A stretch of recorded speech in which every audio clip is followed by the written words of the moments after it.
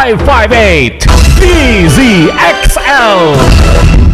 Sa inyo na ang mga nagliliyab, nagbabag at nag-aalab na mga kaganapan sa kasulok-sulukan ng Kalakang Maynila sa loob ng ating bansa at saan mang dako ng mundo. Naglalagablog!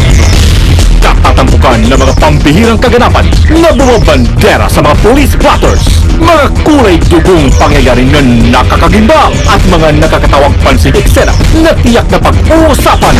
Naglalagablog! At narito na ang naglalagablog na mga balita sa DZXL 558. Naglalagablog na mga balita. Sa ngalan po ni Weng de la Peña o si Buddy Oberas, diretso sa mga balita. Sa Quezon City, natangay ng dalawang suspect na pinaginalang miyembro ng riding tandem gang ang pera ng isang dealer. Sa ulat ng biktima si Frankie Cantay, 26 anyos, naglalakad siya sa may matatag street kanto ng Matyaga, Barangay Sentral, nang bigla siyang nilapitan dalawang lalaking sakay ng motorsiklo. Tinutukan ng baril ng mga suspect ang biktima at sa pilitang kinuha ang pera nagkakalaga ng 20 mil. Agad naman tumakas sa mga suspect at nagtungo sa hindi pa malamang direksyon. Sa 558 Sa Pasay City, luha ang dumulog sa tanggapan ng pulis ang konsultant ni Pasay City Mayor Antonino Calixto matapos itong looban ng mga magnanakaw.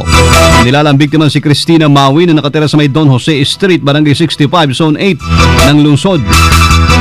Ayon po sa biktima, natutulog siya sa sopa sa kanyang sala nang magising na lamang siyang nawawala ng kanyang bag.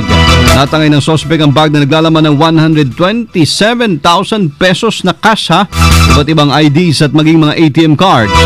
Tinitingnan ng anggulo din ng mga polis ang posibilidad na pagkakaroon ng inside job dahil wala namang bakas na porsa ang pinasok ng suspect ang bahay ng biktima.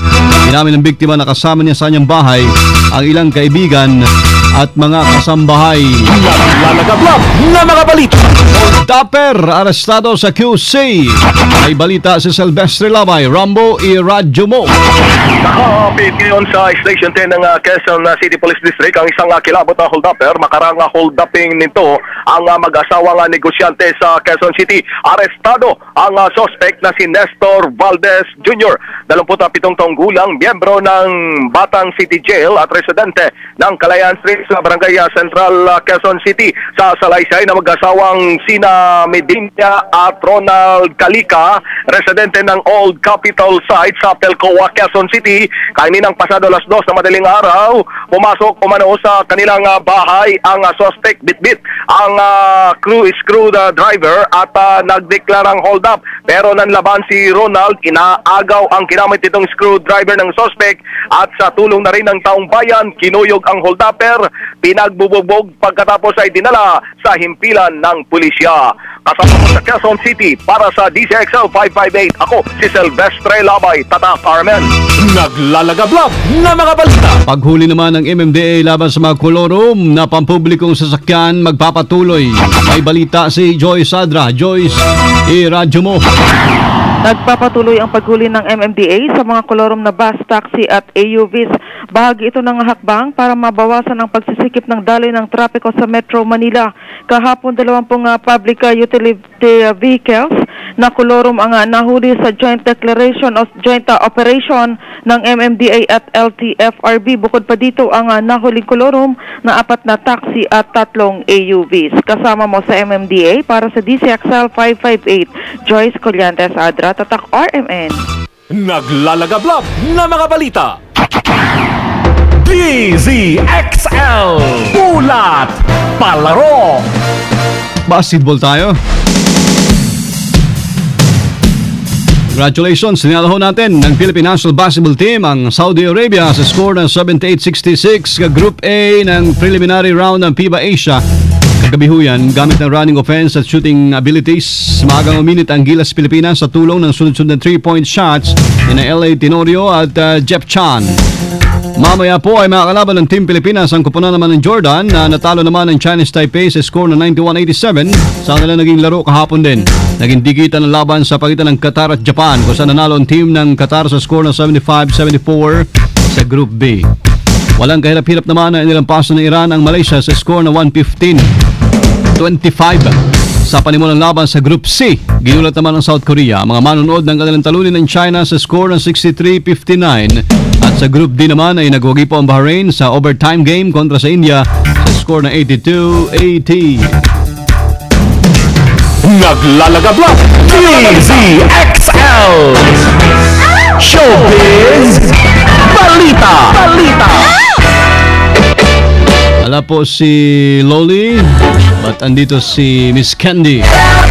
Hi, Miss Candy. Hello, happy Friday sa inyong lahat. Hello, Papa Buddy. Hello sa inyong lahat dyan, mga friendship, mga ka-tribe at mga ka-chatters. Sa ngalan pa rin po ni Loli, ito po si Miss Candy ang magbibigay sa inyo ng Showbiz for Friday.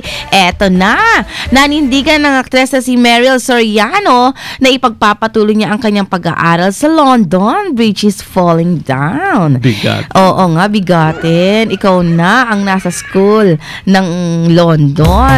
Ito yung sa kabila ng pagtutol dito ng kanyang ama na si Willie Revillame at ang balita pa ay tinigil na ang pagsustento dito ni Papa Willie kay Mariel dahil nga hindi siya pabor na doon pa mag-aral si Mariel ng kanyang kurso. Pwede naman daw dito sa Pilipinas. Kasi ang gusto ni Papa Willie dito na lang sa Pilipinas itong si Mariel para at the same time naasikaso niya yung kanyang mga business ng kanyang papa, diba? Magagawa naman daw niya yun pagkatapos ng kanyang study. Kaya lang ito si Papa Willie gusto niya nakatutok ang kanyang junakis sa mga negosyong kanyang mga pinagkakaabalahan. Pero para kay Mariel, sa edad niyang 30 anyos, hindi halata, ay kailangan niyang matapos ang kanyang pag-aaral. Dahil sa gatas siya. Dahil yan sa gatas. Ang alin Papa Buds? Si Mariel, di ba, model siya ng isang Ay, oo gatas. nga, no. At least, di ba, meron pa rin, sustentado pa rin pa kaya siya ng gatas. Baka iba na, naging pastillas na. Ang Sarap yan. Pastillas kalabaw, gatas na kalabaw. nga. Yummy-licious. Sa ngayon ay nakakadalawang taon na si Mariel sa kanyang kursong Product Design sa Arts and Design School na Central St. Martin's College of Art and Design sa London. Ano daw? Ang yaman sa design. Ikaw na ang may course na Product Design. Ganda palang course yan. Oo nga, Product Design. Ang taray, doon pa sa London mag-aaral. Tayo, sa Tingnan dalawang natin salita yan. lang eh. Oo nga. Mascom. Hoy! Kakalurke. Nosebleed. Kasalukuyang nasa Pilipinas si Mariel dahil summer break niya ngayon sa London. At say ni Mariel kahit di siya suporta ng kanyang ama, kiber niya at least gagawin niya pa rin ipagpatuloy ang kanyang study. Talaga. Dahil it is the best policy. Talaga Sabi ni walang Dr. suporta. Cerizal. At least prosegido pa rin siya, di ba? Despite na hindi siya bigyan ng pangmatrikula. Ay, pero meron daw nag-aano sa kanya, ha? Nag-ano? Parang i-sponsor sa kanyang pag-aaral. Good luck. May Buti someone daw na nagmamagandang loob na sinusustentuhan ng kanyang mga matrikula sa London. Ikaw ba, nung nag-aaral ka sa UK, may suporta ka rin naman? Ay, meron. Meron ka From the Prince. Okay. Oo. Prince. Princess. Ay, wala lang. Princess. Bakit may excuse Basta me po? ipagpatuloy mo, di ba? Oo nga. Sayang naman. Sige na nga. Dito na lang ako sa Moraita, Maynila. Dito na lang sa may anong tawag doon? Sa malayong may, pamantasan. Oo, malayong pamantasan Sa ng mga Silangan. tama raw. Ayan. Maraming salamat, Papa Buds. Bye. Ito pa nag-iisang Daldakila, Miss Candy Tatak RMN. Thank you, Miss Candy. Speaking of paaralan, may balita po, hindi lang natin tapos kaninang basahin. Mantakin nyo isang nanay yung napasugod sa school. Diba? Inatake siya ng alta presyon, no? Namatay isang ginang na sumugod sa paaralan para kumprontahin sana yung estudyanteng nanakit doon sa kanyang anak na grade 2. Inatake po siya ng sakit na alta presyon daw. Ayon sa class advisor na si Ma'am Amalia, nagtataka ito kung bakit hindi muna siya kinausap ng ginang. Nabigla na lamang sila nang sumama ang paramdam ng biktima at isinugod sa ospital. Ay sus, Mariosep, namatay na ho sa ospital yung ginang dahil sa alta presyon. Masyadong nag-init ang ulo. Hindi gasgas, hindi umatras, medyo madulas. Ito ang balitang panghimagas. Hi, baby! Hi, good morning. Morning. Magandang umaga mga kasama, Cao Shanghao. Kung ang iba sa atin ay ipinapasyal ang ating mga alagang aso o pusa sa mga parke at mga malls, kakaiba ang isang lalaki na ito sa Japan dahil ang pinapasyal niya ay ang kanyang mga bungang gulay. Ba? Gaya na lamang ng labanos at mais. At Tindero. take note ha, naka-dog leash pa ang mga ito na tila tatakas na parang alaga. Tinaguri ang corn man ang panibagong atraksyon sa kapital ng bansa na Tokyo. Marami ang nagugulat sa hobby ni Cornman at sa una ay pinagkakamalan pa siyang baliw. Ayon kay Cornman, nakuha niya ang ideyang ito nang makilala niya ang isang Amerikanong turista sa Japan na may bitbit na repolyo mula sa kanyang pinanggalingan. Namangha si Cornman kaya agad siyang umuwi ng bahay para kumuha ng kanyang sariling alagang gulay. Nainggit siya dun sa kanyang nakita. Ganda ng packaging niya. Oo. Pwede. At yan po ang balitang panghimagas. Candice XL, Sinwon, Chongsen, Washer, Phoebe, Tatak, Armen. Wala ka bang babatiin Japanese friend? Wala eh. Wala. Okay. Thank you, baby. DZXL Ulat Trapiko. The boy. Silvestre, Rambo Labay, morning. Morning, kasamang body at sa ating mga motorista. Ang kahabaan kasamang body sa Aurora Boulevard ay banayad. Kung ikaw ay galing sa Katipunan, patungo naman sa bahagi ng Cubao, banayad ang usad ng mga sasakyan. Baghagyang bumabagal pagdating sa harapan ng PSBA dahil marami mga estudyante ang pumapasok dyan. Yung mga Nakaputi yung mga yun, nakaputi ba? Nakaputi ay hindi naka-uniforme itong mga estudyante rito. Pero pagkalampas nito ay tuloy-tuloy na't muring babagal sa harapan naman ng NCBA hanggang sa St. Joseph Church.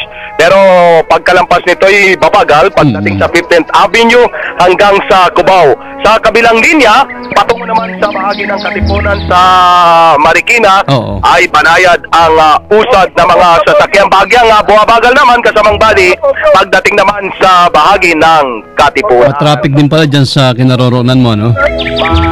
Traffic din kasamang body. Yung mga gate ba dyan, maliwanag? Medyo maliwanag na ngayon. Nag-text si paring Weng eh. Tinatanong niya. Hindi kami nagkasalubong. Okay. Kasi baka may mga kaibigan ka nakasalubong dyan. Di ba? Iba yung dinaanan niya kasamang body. Kasi ang sabi nyo ba, hindi mo na raw kilala pag nandyan ka? Ganon. Nakalimutan na yun. Baka si kasamang Weng kumaliwa siya. Sige. Pero uso pa rin dyan yung mga quotation sa buhay. Siyempre na. Sige nga. What is your MOTTO? Aking MOTTO ko photo kasamang body ay iba, special dahil merong magbabasa. Aba, bagong ano yan uso rin pala dyan yung ganyan mga strategy meron dito. Meron. Oo. Sige. Ang motto ko, handog natin kay Professor Eric Sanoan. Nakikinig siya dyan sa ibaba at si Jovi de Guzman. No? Oo. Si Jovi de Guzman saka Professor Eric Sanoan. Ito ang motto ko kasamang body. Sige. No one can change a person, but someone can be a person's reason to change. Chinese yan? Chinese. Ulit. Yung ang aking Japanese. Angel. Okay, sige. Okay, ulit. No one can change a person, but someone can be a person's reason to change. Ayan. Bumilis, ano? Bilis naman ito. Sige pero nga. para maintindihan ng ating mga kababayan. Thank you sa kanya. Mukhang yan pala, ganyan pala sa kinaroroonan mo Ganyan meron. May mga katabi pala dyan ganyan Meron ganito. Okay. Lalong lakan naging binata yung ngiti mo Correcto. Pag ganitong kasama natin si yung mga kaibigan natin. Si Janina pala Sanchez, nakikinig ng Solar News. Yan si Janina Sanchez, Solar News. Tagalogs! Samang body para kay Professor Eric Sanoan, Jovi de Guzman, walang sino man ang makapagpabago sa tao. Pero may taong siyang dahilan para siya mismo ang magbago sa kanyang sarili. Tama na! Uy, kinakausap ka. Ayos! Yan, kasamang buddy, kasama mo sa kabahan ng Aurora Boulevard, Silvestre Labay, Tatak, Armen. Thank you, Rambo! Dire-diretso na po mga naglalagablab na balitang tatak RMN. Yun napakinggan at 2 ng Agosto, Biyernes mga kasama. 2013. Kasama niyo po serbisyo publiko. Tala ni Weng de la Peña. Si Buddy Obera. Happy weekend everyone. At po lahat sa XLI Tatak RMN. Sumayin niyo ang 15 minutong kalipunan ng mga pinakahuling kaganapan sa Kalakang, Maynila, sa ating bansa at saan mang dako ng mundo. Naglalagablab! Dito lamang sa Unang Pihit DZXL 558, ang bagong kasama mo.